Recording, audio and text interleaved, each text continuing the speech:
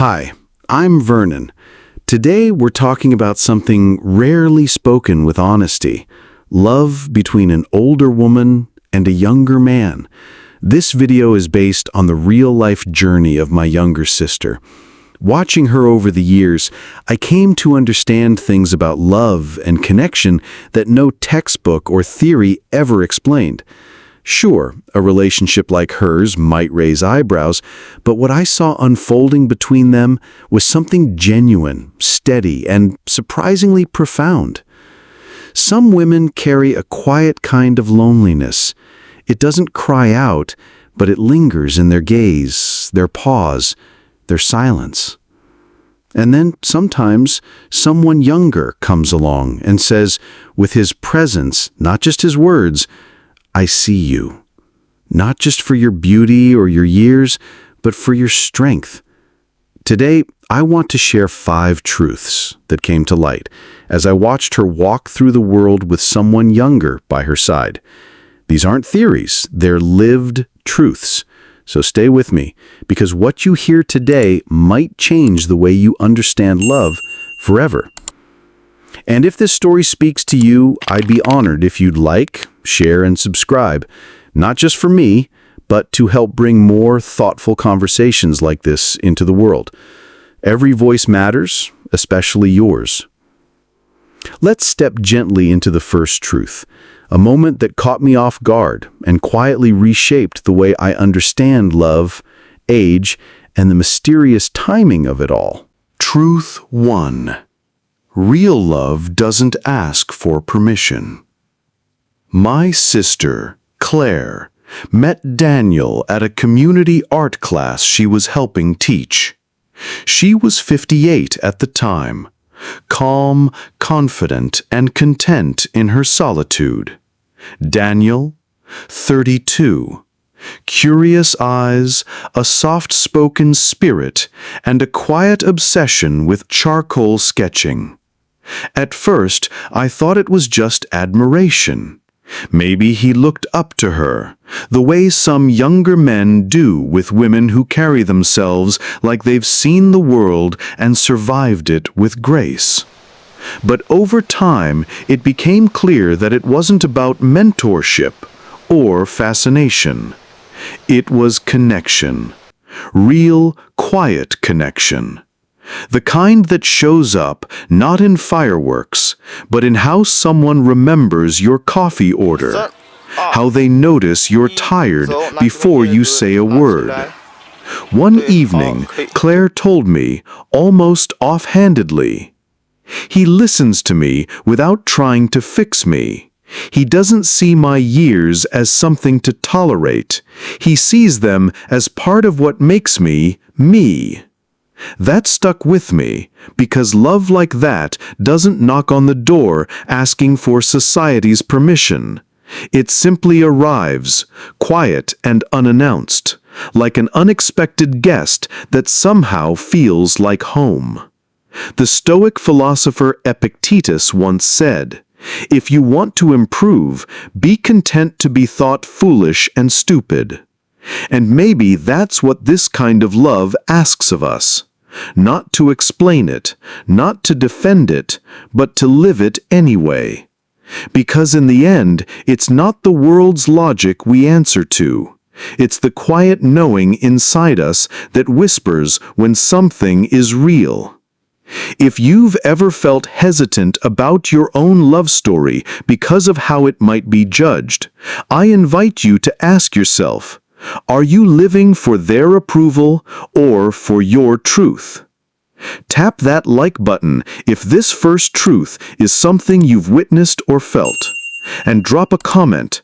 I'd love to hear what love without permission has looked like in your life. Let's keep going, because the next truth might challenge what you believe about who leads and who follows in love. Truth number 2. Leadership in love isn't about age, it's about presence.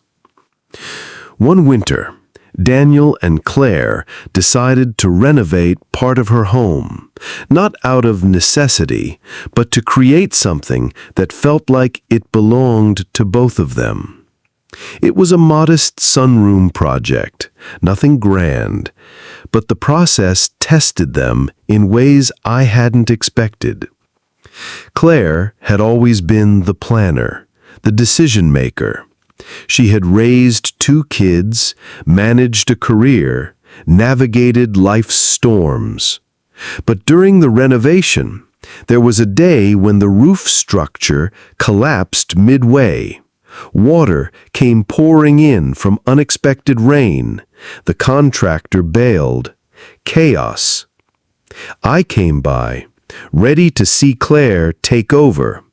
Instead, I saw something else. Daniel calmly coordinated the cleanup, spoke with the builder, and reassured Claire, not by taking control from her, but by standing beside her, fully present, not needing to be in charge, but ready to carry the weight when it mattered. Later that night, she said to me, "It's strange. I thought I'd always be the one holding things together. But he's not trying to lead me. He's just not afraid to stand still with me in the mess." It brought to mind a line from Marcus Aurelius. "Waste no more time arguing what a good man should be. Be one." That kind of clarity speaks volumes in relationships too. In love, leadership isn't tied to titles or tradition. It's tied to presence, to the ability to remain steady when life tilts. True leadership is revealed not in the desire to control, but in the willingness to stay, especially when staying means standing still in someone else's storm. It's not always the oldest, the most experienced, or the loudest who leads. Sometimes it's simply the one who refuses to abandon the moment. And perhaps that's the deeper truth, that love, at its best, is less about who takes charge and more about who shows up without hesitation when everything else begins to fall apart. So, if you ever feel unsure about who's meant to lead in your relationship, maybe ask who's willing to stay when things break. That might be the one quietly carrying more than you realize. And with that, let me tell you about a turning point that taught my sister and me something unexpected about how men express love to older women. Truth 3. Love from a younger man can trigger old wounds and still be true. There was a day Claire called me out of the blue. Her voice was tight, like she'd been holding something in for too long. Daniel had given her a gift, a small, thoughtful thing, a framed photo of her late dog, carefully restored from an old, damaged print he had found buried in a drawer. Something so gentle. And yet, she cried. Not from joy, from confusion. "I don't know why this is making me feel small," she whispered. "I should be grateful, but I keep waiting for him to realize he's made a mistake, that he's going to wake up and see my lines, my past, and want to start over with someone younger." That was hard to hear. But even harder was realizing that this fear, this wound, didn't come from Daniel. It came from years of being told that a woman's worth fades with time, that love, especially romantic love, must shrink as age grows. And yet, Daniel stayed, patiently. He didn't rush to fix her insecurity. He didn't argue with her shame. He simply said, "I'm not here to make you feel young again. I'm here because being with you makes me feel alive." That stayed with me. And before we go further, save this video if you haven't already. I have a feeling you'll want to come back to it. Some truths don't fully land the first time, especially the ones that reach deeper than words. Because here's the difficult truth. Sometimes the deepest love doesn't just heal us. It exposes the parts of us we've spent decades hiding, not because it wants to hurt us, but because it's finally safe enough to touch the bruise. Carl Jung once said, "Until you make the unconscious conscious, it will direct your life and you will call it fate." And in love, that means sometimes what hurts isn't the person in front of us. It's the story we're still carrying from the past. So if you ever find yourself doubting love simply because it feels too kind, too patient, or too unlikely, pause. Maybe it's not a warning. Maybe it's healing in disguise. Because sometimes the hardest truth to accept is that we are, in fact, worthy of the very tenderness we've spent a lifetime doubting. Still, love isn't just comfort. It's also challenge. And that leads me to the next truth, where the very idea of strength in love takes on a different shape entirely. Truth 4. Strength in love means letting yourself be seen. The Greek philosopher Socrates once said, "To know thyself is the beginning of wisdom."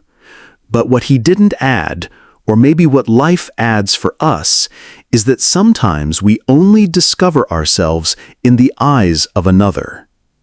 There was a moment during Claire and Daniel's 3rd year together when they were invited to a friend's wedding. It was summer. Outdoor ceremony, lots of photos. Claire hesitated, not because of the heat or the crowd, but because she didn't want to be seen beside him. "What if people think I'm his aunt?" she asked me. "What if they laugh?"